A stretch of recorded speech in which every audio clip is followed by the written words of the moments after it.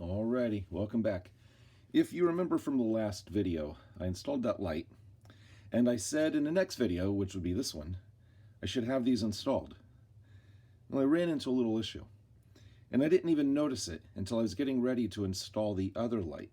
Speaking of which, this is what that looks like when you're halfway done with the lens. So if you remember, I took a piece of that clear sprue, cut and polished it, but I went ahead and glued it in.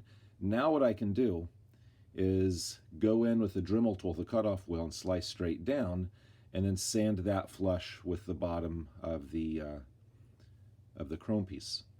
So that's in the process of making the lens. You can try to make the lens all in one go and then glue it all in at once, but it's kind of small and hard to hang on to. That's why I do half, glue it in, and then do the bottom half. But anyways, the issue I'm having is right here, and I don't think the camera's picking it up, but right now, just me looking at this with my normal shop lighting, it looks decent, it looks fine. But under the different lighting, see if I can make this show up here. Under different lighting, can you see that? You can see the repair. It's like a ring. It's like a ring around where I sanded to make the repair. And I know the guy's going to have this thing in a display case that's lit.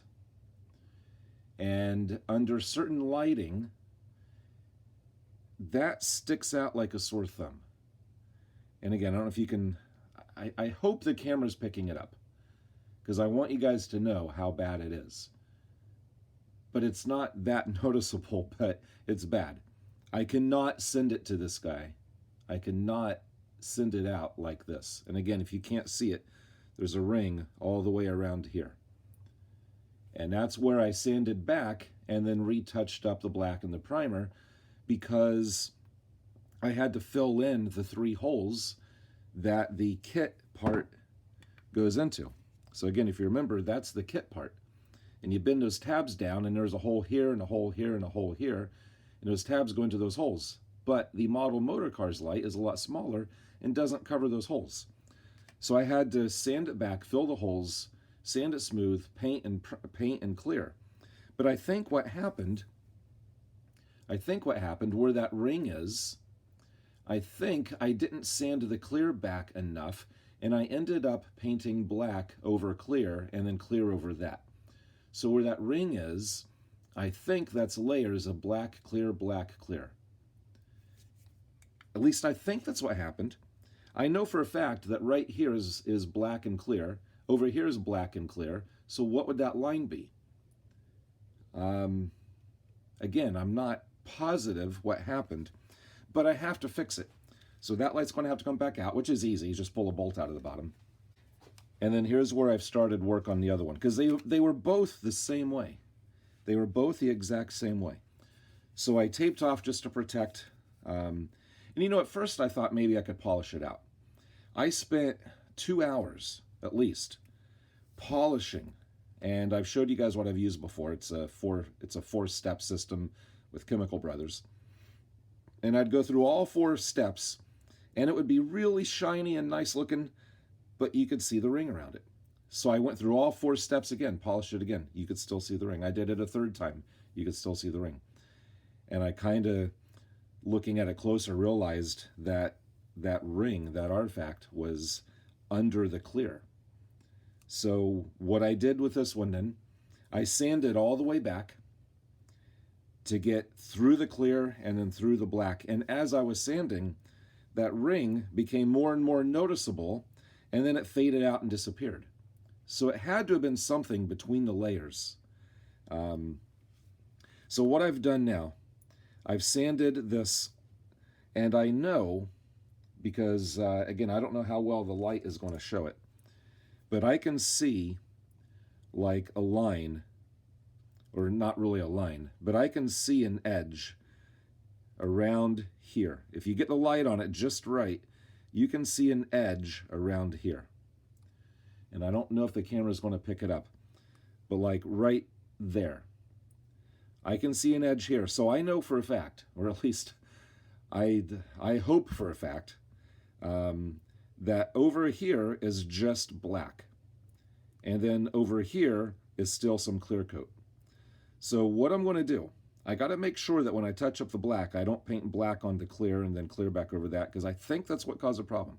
If any of you know for a fact, if any of you have seen a repair like that, and you still saw that artifact like what I showed you, please let me know in the comments, because I would love to know if that's what's happening or if it's something else, because I've never seen it do this before. But anyways, I'm going to mask off on this side, so when I paint the black, I'm putting new black over existing black, and then I'll sand that and feather it off, and then I'll go back with the clear, and hopefully that'll fix it. And yeah, I got down to the primer here. That's fine. I don't care, because I'm going to, again, you can see where I filled up those 3 holes. So there's where I filled the holes. So the problem is, though, right now, it's way too cold to paint. You're not supposed to paint unless it's like, I don't know, 70s, give or take. And I have gotten away with painting in the high 40s and low 50s, but I really don't like doing that. That's only for small parts that don't matter as much. For something this size, I want to make sure the weather is warm enough. And looking at the weather report, it's supposed to be like going down to the 30s. Yesterday was 40s. I don't know what today is, but it's supposed to be going down into the 30s, and then in a few days it's going to be down in the 20s, which is going to suck. So right now I kind of just have to wait for an abnormally warm day. If we get a day in the high 40s or low 50s, I might go ahead and do the black. But I really don't want to do the clear until it's warmer than that, maybe. But I don't know when that's going to be. So I'm kind of, I don't know, I'm kind of irritated at myself for doing this. But it's got to be fixed. It's got to be right, especially where this is, right on top front where everybody's going to be looking. This has got to be right. Worst case scenario, if this doesn't fix it, I'm just going to have to sand all of the clear and black off all over the top and just start over, which would really suck. But sometimes you got to do what you got to do. So while I'm waiting for a warm day, I'm going to have to change gears and work on other stuff. Like I could do the windshields, I could make the bumper or the brackets for the front bumper, I could start building wheels. I just got to decide what I want to do next. So this is going to go away until I get a warm day, and let me just figure out what I want to work on next. So give me a minute and we'll be right back. Alrighty, so it's been a few days, and as you can see, I've been working on the front bumper here. So if you remember, if I told you, I'm pretty sure I told you, the customer wants the front and rear bumpers. And on this particular kit, or this particular version of the car, it did not come with bumpers. But there's about, I don't know, 4 different versions of this car. And one of them has bumpers. I think it's the white one. And he wanted the bumpers because he likes the look of them, and I have to agree. And so he found new bumpers.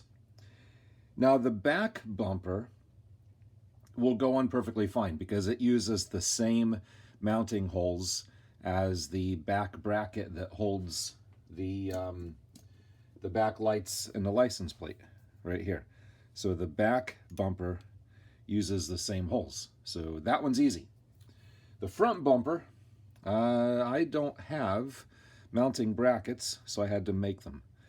And I got the general shape from looking at the instructions. If you don't know this, you can go to Model Motorcars website and you can download the instructions for pretty much all the Pocher kits. Maybe not all of them, but a good deal of them, maybe all of them. And so you can take a look at the instructions. And according to the instructions, this is what the part looks like. So I basically just eyeballed it onto a piece of brass, and I rough cut out one and drilled the holes, rough cut out another one and transferred the holes, bolted them together, and then filed them to shape, and then took them off and bent them, and then mounted them. Now I had to drill the holes into the car. I'll show you that here in a second. And then once they were temporarily mounted in place, actually they go that way. Once they are temporarily mounted in place, then I clamped the bumper to the front, got it all centered up and evened up, and then marked the hole, drilled the hole. Now the hole in the bumper, that's a pretty good size hole. It fits a 440 screw. I've got a pretty good assortment of 440 screws, and with different head styles and head shapes, and I think that one probably looks the best. And I have some small 440 fiber lock nuts to go in the back. Now these bolts are too long, I'll have to cut them back obviously. If we take a look at how this mounts to the car, the holes I drilled for those will fit those bolts here. Now when you look at the instructions, it looks like they have you just screw them on with those cheap little Pocher screws, these little guys like that. Just screw them into the plastic. I'm going to use nuts and bolts, and let me just kind of stick this one on temporarily and show you how it looks mounted. So that's what it looks like mounted. The bolts are too long, so I'll cut those down shorter. And that the little hole right there, on the frame, there's a little bump sticking out. And again, on the other kit instructions, they just show it just like that. And I was thinking about drilling and putting a bolt in there, but I don't know if that's realistic or not. So I'm going to leave it the way the kit instructions on the other one tell you or show you. I'll just trust that Pocher knows what's best. So that's like what the other one does, and of course that just bolts onto the front. The only critical thing is making sure this is out far enough that it does not interfere with the fender, and also making sure that it's not crooked or whatever. So fairly critical to get both sides exactly the same and out far enough. And so all I got to do is finish that. I'll probably just do a flat black or something. And I really needed to do that before I put the fenders on, because once the fenders go on, I'll have a lot less room to get in here and put that in. So I still need to talk to you about the repair on the fenders. We'll get to that here in just a second, but I need to get those pretty much figured out first. You can also notice I have removed some paint right here, because while retest fitting the fenders, they went on, they fit fine, but I had to kind of force them into position. And this area here was a little bit too thick. That was kind of holding up the front a little bit, or making it more difficult to push the front down. So I shaved that down thinner. I could probably take more thickness off, because it's still, I mean, it does fit better. That did help, but I could take some more off. It's just that this is a little bit too high. And the edge of the fender goes right over top of that. So that's completely covered once it's on. Anyways, speaking of fenders, let me get one and show you how the repair is going.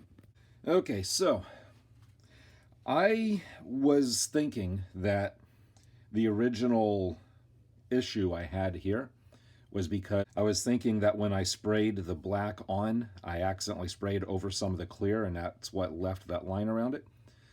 So I went back and I sanded off an even bigger area, maybe something about like that. And I made sure I had all the clear off. I made sure that when I sprayed the black, it was not on top of any of that clear.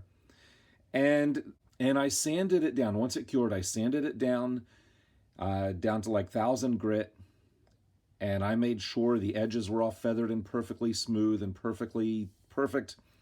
And I could still see a line around my second repair.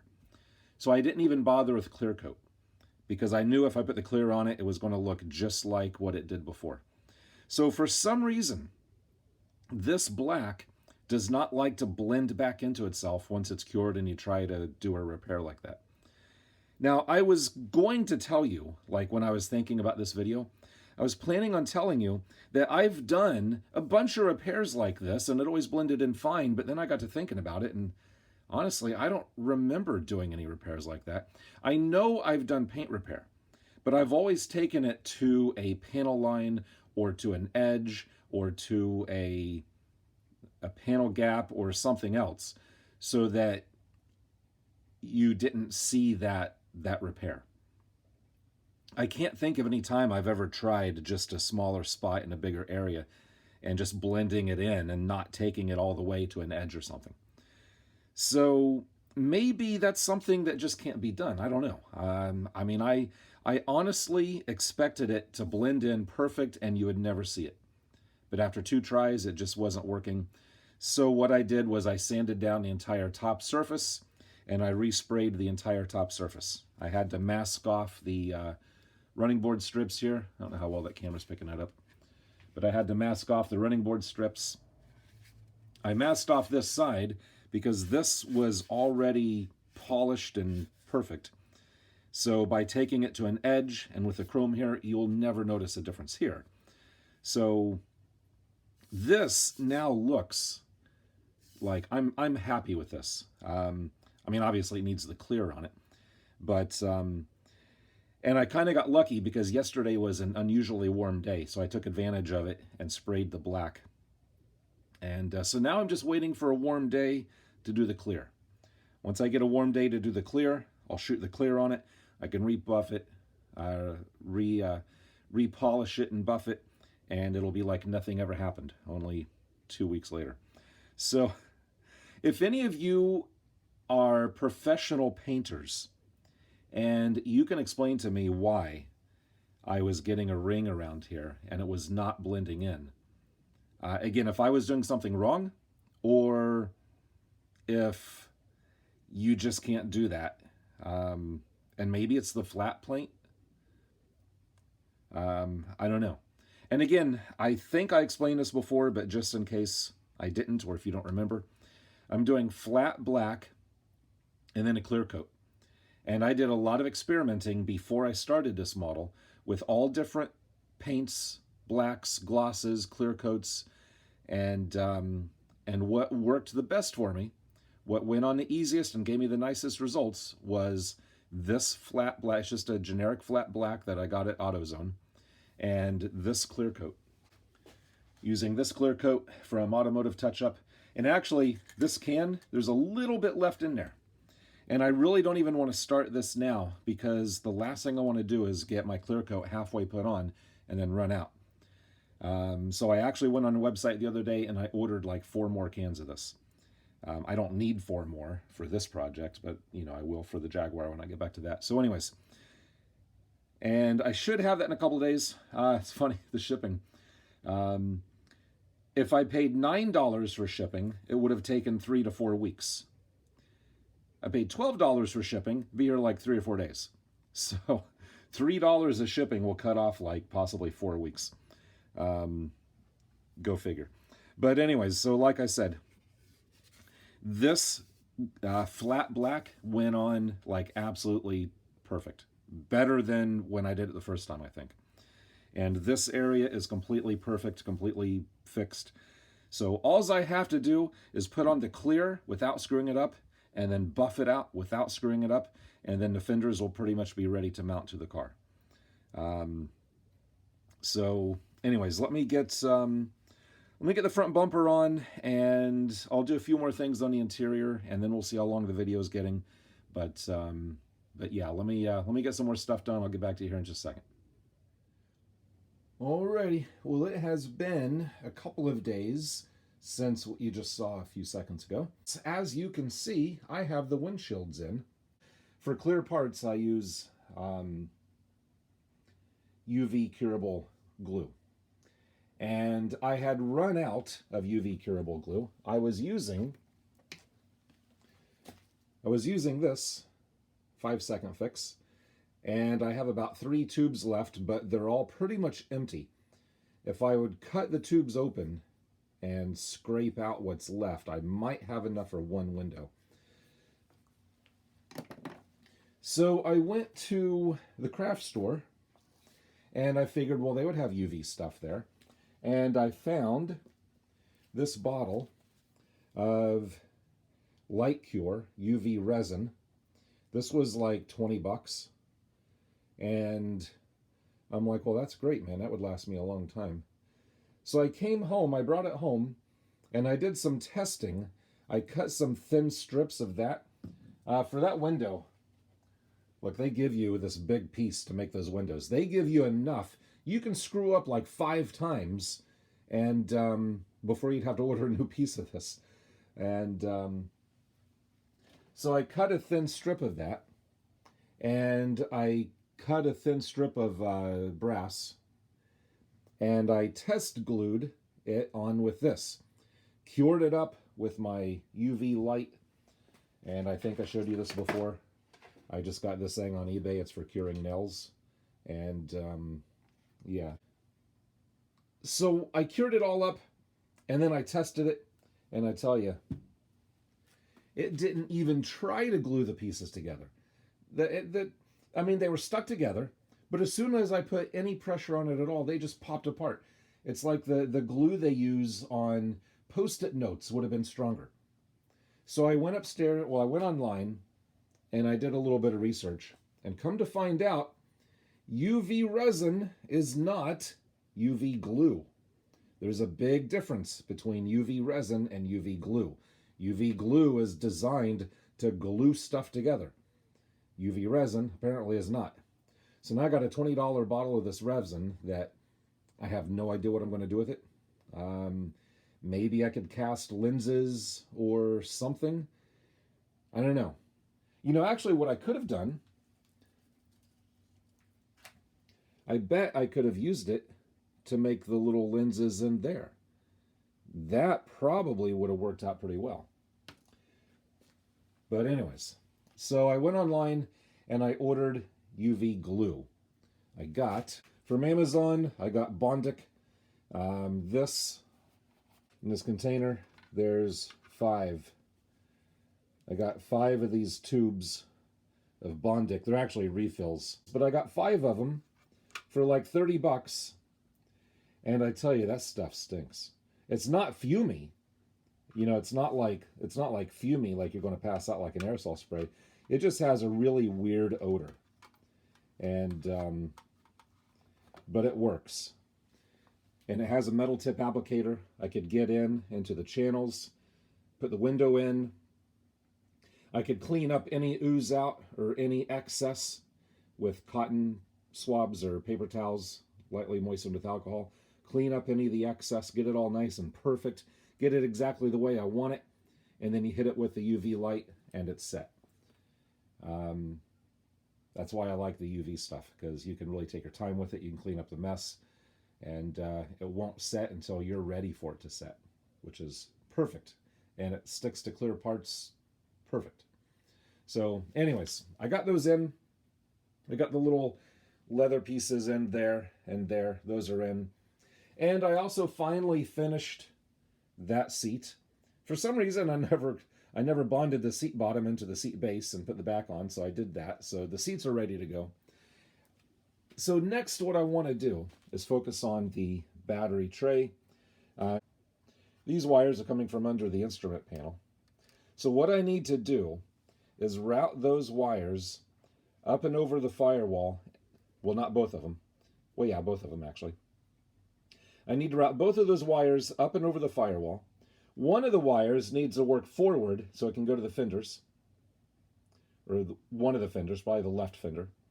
The other wire needs to go under the body, alongside the chassis, and come up here to the battery holder. Then I need to run another wire from the battery holder under the chassis, all the way up front to the fender.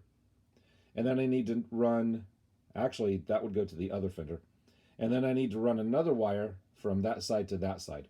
So what I'll have is 2 wires coming up here for the battery box, and then 2 wires coming out here for the right fender for the light, and then 2 wires coming out over here on the left side. And then that wiring will be done until I'm ready to actually mount the lights. And I think it'd be easier to do all of that before I put the fenders on. So that's the next step while I'm waiting for a warm day to paint the fenders. And then I think I'll go ahead and put the steering wheel on and the shifter. Might as well do all that now. There's no sense in waiting on that anymore. But so anyways, let me get the wiring done and some other stuff done. Then I'll show you what that looks like. Okay, the battery box is there, and The battery they call for is a little 1.5 volt. Is there a number on there? Focus. An LR1, 1.5 volt. But the battery box just fits in there nice and snug. That is not glued in or anything. The wires attached with screws and nuts and washers. That's just the way the instructions showed, nothing special there.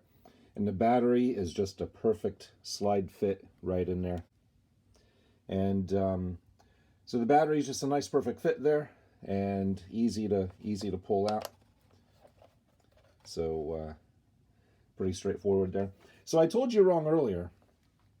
Earlier I said I would have one wire from the key come back to the battery, the other wire from the battery go up to there, the other wire from the key go over there, and then have one wire stretch across and then connect the light bulbs. But if you do that, then the light bulbs will be in series, and you don't want them to be in series. These light bulbs are rated for 1.2 to 1.5 volts each. That's a 1.5 volt battery. If you put them in series, then each light bulb will only be dropping 0.75 volts. So they would be very, very dim, if lit at all. They might not even light. So what you have to do is run, again, one wire from the switch to the battery, the other wire from the battery over to here, the other wire from the switch over to here. Then you have to splice on 2 wires and run those 2 wires over there. And so my splices are, I don't know how well you can see them, are right there. So I've got 2 wires here spliced into one, and 2 wires here spliced into one. And once the fenders are on, those 2 splices will tuck up nice and neat right up there under the fender.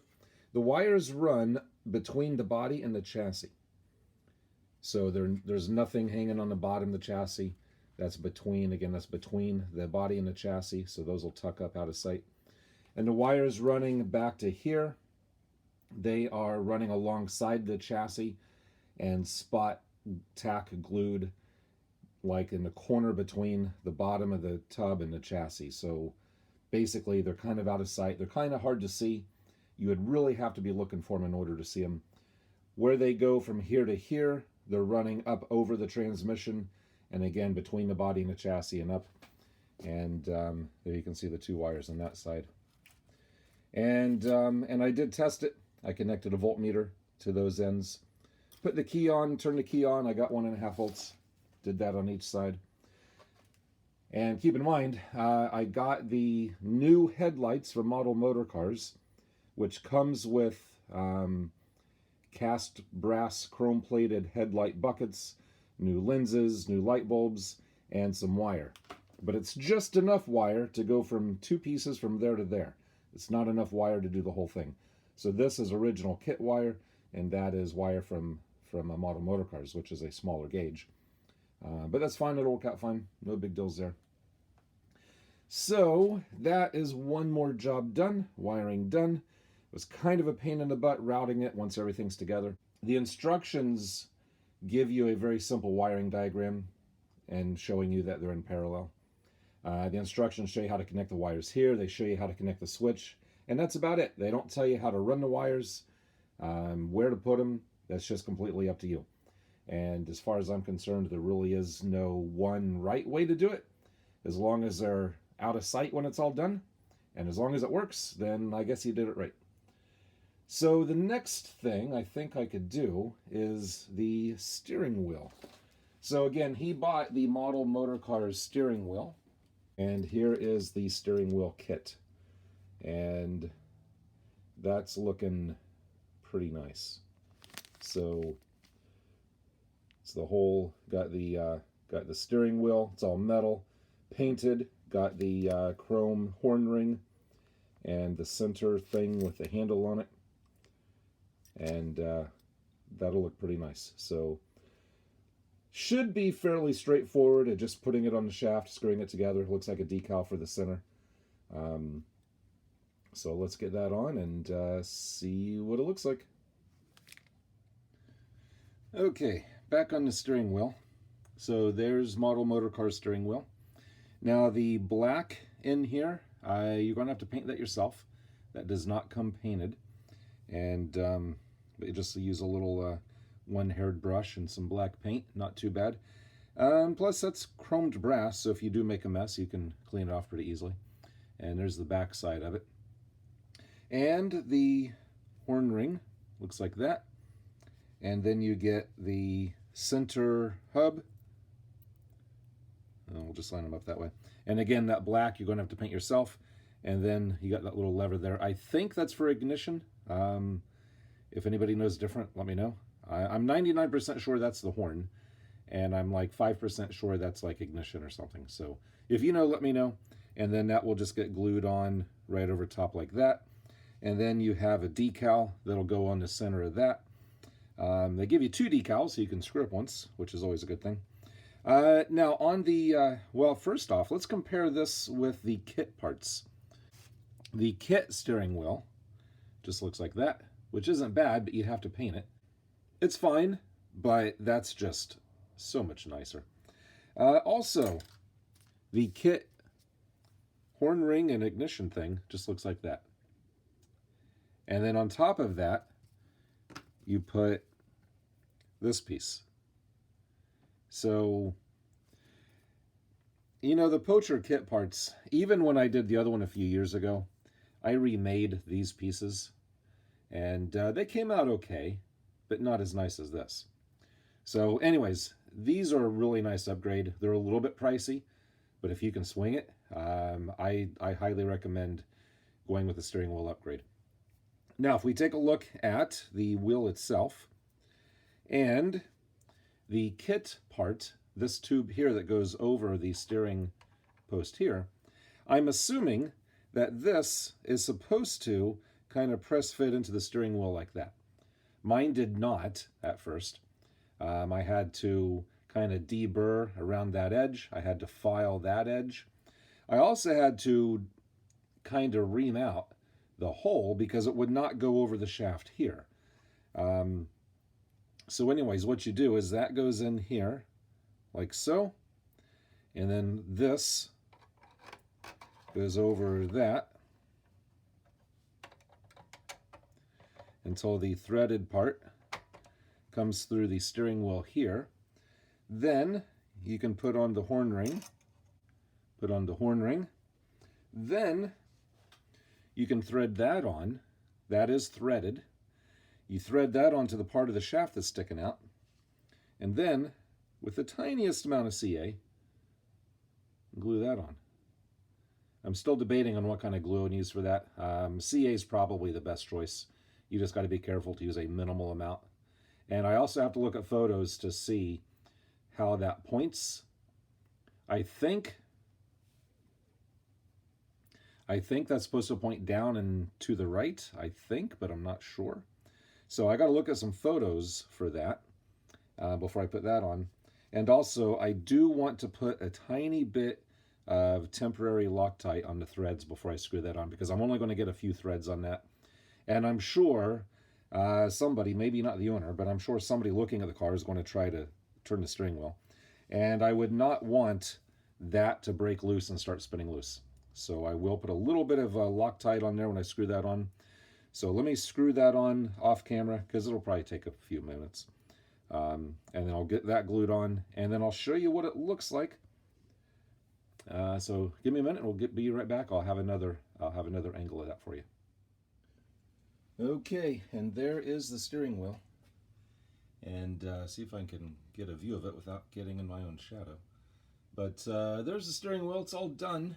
One more thing done. I think that steering wheel looks good. I'm very happy with that. And now just one thing, if I had to nitpick, you know, honestly, as far as stuff from model Motorcars goes, I think the steering wheel is one of my favorite things. It's very nicely done. But if I had to nitpick just a little bit, the emblem on the front, that comes on a sheet, and you get 2. And you notice that both of mine are cut out. Because for some stupid reason, I thought they were decals, like water slide decals. So I cut one out and I put it in a little thing of water. And after a couple of minutes, when it started dissolving, I realized that's not a decal. So I cut the other one out.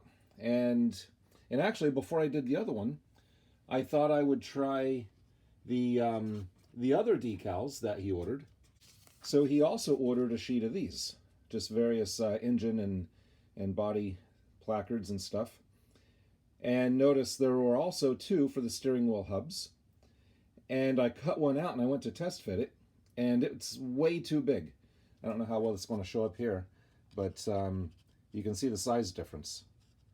It is like way too big. It'd look ridiculous putting that right in the middle of that steering wheel. But anyways, I went back on their website and looked. These are not waterslide decals either. You just have to cut those out and glue them on. And I'm thinking, you know, decals are not hard for a company to make. So why would these not be waterslide decals? It's just, I don't know. I mean, cutting them out and gluing them on works, but I would think that waterslide decals would be better. Maybe. That's just my opinion. Maybe. I could be wrong. But anyways, so I cut it out of the paper, and then I noticed, well, you can see a white edge. You know, you see the white edge of the paper. I'm like, well, that wouldn't look good. So before I glued it on, I painted the edge of the paper. Well, I say painted. I used a black Sharpie. But I made the edge of that white paper black so it would look nicer, and I think that's kind of the trick. And then I just glued it on with CA, and I think it looks good. And maybe a waterslide decal would be a little bit too translucent. Maybe, I don't know. But it looks fine. It looks nice. So anyways, I am, oh, and also, I went ahead, I mounted one of those brackets for the bumper. And remember, these are the bumper brackets that I made out of brass. I just painted them flat black. And you might be wondering why I didn't just order brackets, or buy the brackets, because we bought the bumpers. Why didn't we just buy the mounting brackets? And that is a very good question that deserves an answer. So I'm going to leave the video here because tomorrow is supposed to be the warmest day of the week and the warmest day for a while. So I'm going to take advantage of that tomorrow, and I'm going to paint the clear onto the fenders, and then I can finally get these fenders mounted. And that might take a while. I hope it doesn't take a while, but it might take a while. And once the fenders are mounted, then we can get all the front, the horns and headlights and all that kind of stuff on. And then finally the bumpers for good. And after that, really about the only thing left are the wheels. So it's getting there. It doesn't look like it yet, but it's getting there. And also, I think this video is getting to be way too long. And plus, we looked online. We couldn't find any. There weren't any available on eBay, and I figured, well, by the time some do come up, I could have had them made. That's my reason anyways. So, like I said, I'm going to end it here. In the next video, hopefully, the fenders will be on. If they are on, then that means they went on very easily. There's just a bolt that goes in here, a screw that goes in here, and a screw that goes in there. That's it. 3 points, and that's it. If we come back and they're not on, then that means I had difficulties, and we're going to be talking about what those problems are and how to possibly fix those problems. So, yeah, so it gives us something to look forward to. So, like I said, I'm going to end it here. I'm going to stop talking.